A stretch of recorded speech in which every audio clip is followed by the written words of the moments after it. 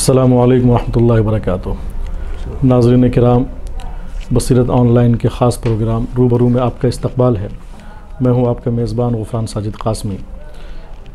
आज हम बात करेंगे हमारे स्टूडियो में तशरीफ़ लाए हुए ख़ुसूसी मेहमान जनाब महमूदुल हसन हकीमी साहब। महमूदुल हसन हकीमी साहब समाजी और रिफ़ाही कामों में किसी तारुफ़ के मोहताज नहीं हैं। वो बिहार के बाशिंदगान जो मुंबई में मुक़ीम हैं, उनकी मारूफ़ रिफ़ाही व फ़लाही तंज़ीम अंजुमन बाशिंदगान बिहार के जनरल सेक्रेटरी हैं।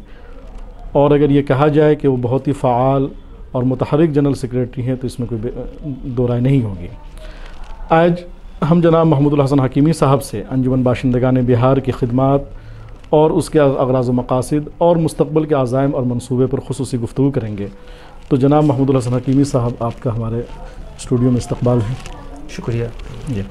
मैं सबसे पहले ये जानना चाहूँगा कि अंजुमन बाशिंदगान बिहार जो बिहार के मुंबई में मुक़ीम हज़रात की एक मारूफ़ रिफ़ाही फ़लाही समाजी तंज़ीम है, मैं जानना चाहूँगा कि इसके मुख्तसर जो क़याम के मक़ासिद थे, अग़राज़ व मक़ासिद थे, कब कायम हुई और किन हालात में कायम हुई और क्या अग़राज़ व मक़ासिद थे, उस पर आप मुख्तसर रोशनी डालते हैं। अस्सलामु अलैकुम। अंजुमन बाशिंदगान बिहार मुंबई की तश्कील आज से तकरीबन 40 साल पहले बिहार के रहने वाले मौलाना हिफ़ायत करीम साहब रहमतुल्लाह अलैह, मौलाना मोहम्मद ज़करिया क़मर साहब और मौलाना मखसूस साहब, इन्होंने इसकी बुनियाद डाली। उसके बाद से अंजुमन बाशिंदगान बिहार रफ्ता रफ्ता अपने मंजिल को छूने के लिए आगे बढ़ता रहा।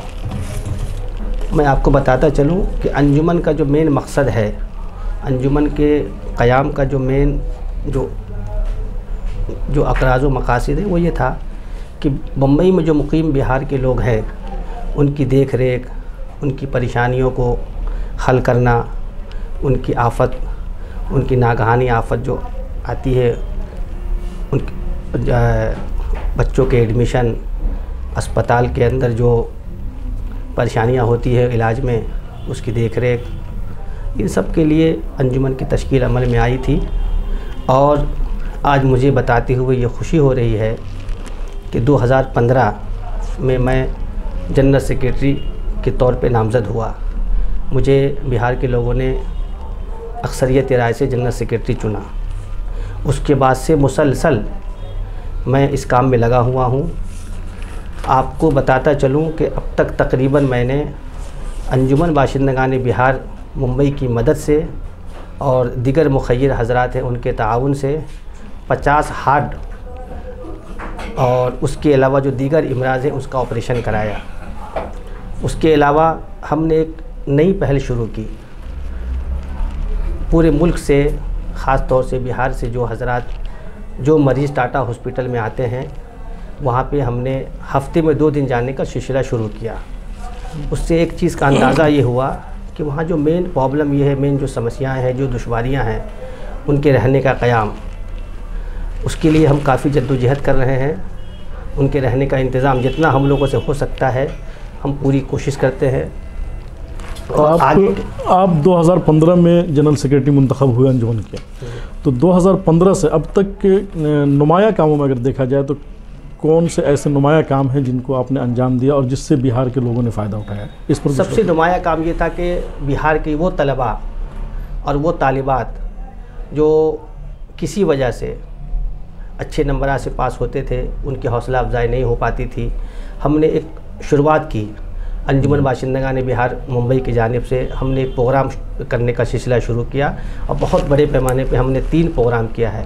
इसमें बिहार से ताल्लुक़ रखने वाले जो भी तलबा व तालिबात हैं, जो अच्छे नंबरात से, इम्तियाज़ी नंबरात से कामयाब हुए हैं, उनकी हौसला अफजाई के लिए उनको अवार्ड, उनके वालिदैन का सत्कार, हमने सिलसिला शुरू किया है ताकि उनका दिल खुले और दिलचस्पी से, दिलजमी से वो तालीम हासिल करें।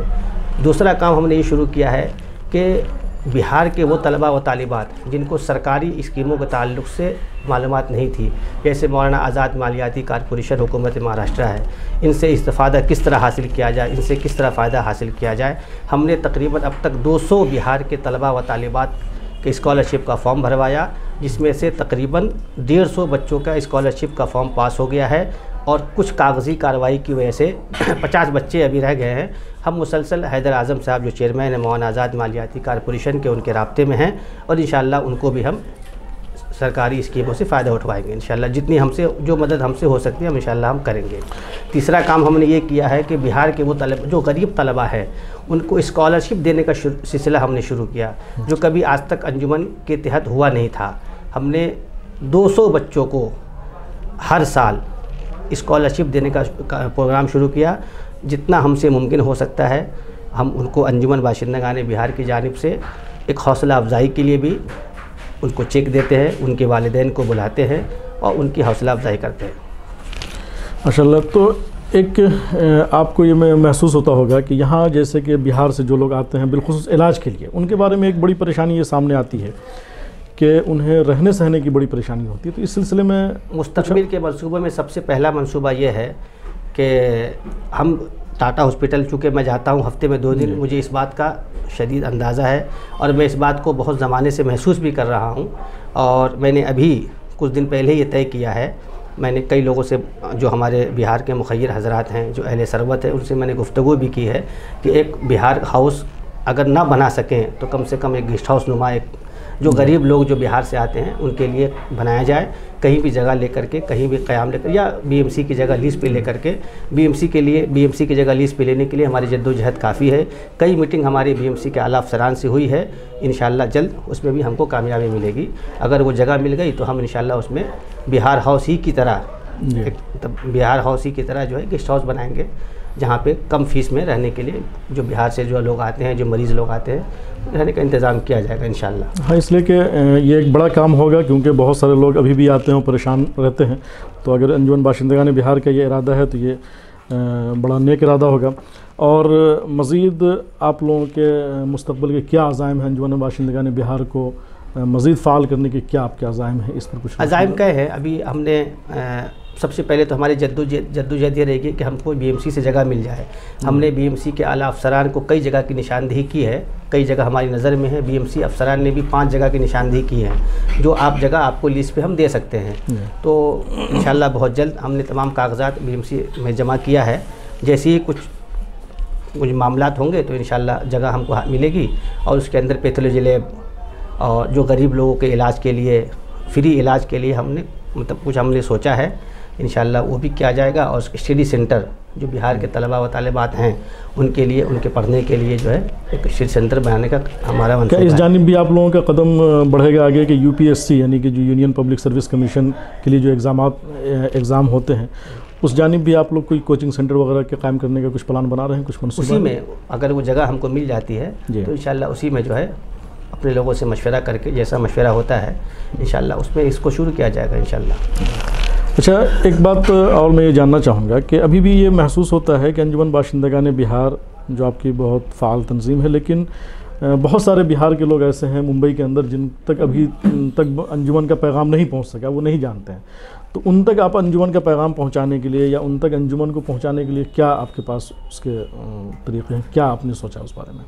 उनको भी दिलचस्पी होनी चाहिए, जो अहले बिहार हैं उनको भी अंजुमन से जुड़ना चाहिए। हमारा पैगाम तो सबके लिए है। अंजुमन बाशिंदगान बिहार सिर्फ महमूद हकीमी या अनवर अहमद शेख साहब या रिजवान अहमद शेख साहब की नहीं है, सबकी अंजुमन है। सब लोगों की कुर्बानियों से सब लोगों ने 1 रुपया 2 रुपया चंदा करके अंजुमन को बनाया है। तो मतलब इसमें सबको जुड़ना चाहिए। लेकिन अगर आप लोग इस सिलसिले में कोई ऐसा प्रोग्राम शुरू करें कि जिससे हर एक तक क्या ये बात पहुंच सके तो ज़्यादा बेहतर होगा।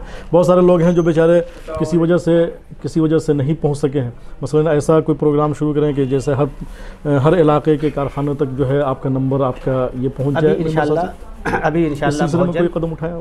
अभी इंशाअल्लाह बहुत जल्द मुंबई और मुंबई के मुज़ाफ़ात में 2 हमारी ब्रांचेज़ हैं। एक धारावी ब्रांच है जो बहुत सरगर्म है, हर हफ्ते हर जुमरात के दिन वो फ्री मेडिकल कैंप करती है, जिसमें बड़ी तादाद में लोग आते हैं और गरीब मरीज़ आते हैं, वो फ़ायदा उठाते हैं। इसी तरह गोंडी ब्रांच के जो सदर है मोहतरम जनाब आसिफ शेख साहब, जनरल सेक्रेटरी मोहतरम जनाब अफजल परवेज़ कासमी साहब, बहुत मुतहर्रिक, बहुत फ़ाल, बहुत ईमानदार लोग हैं, बहुत अच्छा कर रहे हैं। तो मैं अभी हम लोग की प्लानिंग चल रही है कि बहुत जल्द मेंबर साजी में हम शुरू करेंगे पूरे मुंबई के अंदर और बड़े पैमाने पर हम लोग।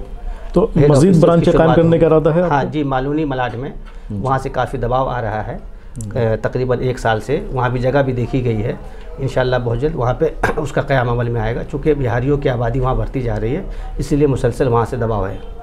नहीं, ये बहुत ज़रूरी होगा कि आप मुंबई के जितने मुख्तलिफ़ ज़ोन बनाए, तकरीबन 5-6 ज़ोन बनाए, और वहाँ अंजुमन का जो है ब्रांच कायम करें, क्योंकि ज़ाहिर सी बात है कि धारावी और गोवंडी तो बहुत मशहूर है, लेकिन अभी भी बहुत सारे इलाके ऐसे हैं जहाँ बिहार के बड़े तादाद में हैं। तो इस सिलसिले में आप लोग क्या कदम उठा रहे हैं? अभी तक तो हो जाना चाहिए था।